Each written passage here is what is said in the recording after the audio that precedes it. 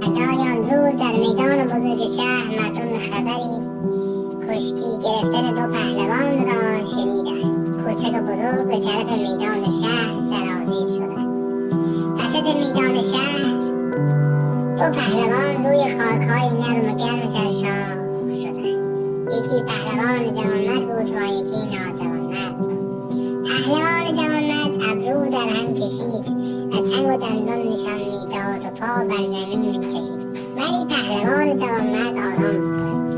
آنها سرشاخ شدند و گرفتند و رها کردند، زمین خوردند و بلند شدند. عاقبت کشتیگیر جوانمرد کشتیگیر مغرور را سردست بلند کرد و او را بر زمین زد. او خواست از جا بلند شود که کشتیگیر جوانمرد در یک چشم برهم زدن پشت او را به خاک رساند. پیرمردی از میان جمعیت گفت او خاک شد. جوانی گفت پشتش به خاک رسید. پهلوان مغرور فریاد زد نه، پشت من به خاک نرسید، من همیشه پهلوانم، من خودم را خاک کردم. و از همه بیشتر دورگرد بینوا خوشحال بود که دوباره صاحب ظرف‌هایش شده بود. پهلوان جوانمرد دستی به شاهین حریف زد و گفت سربلند باشی.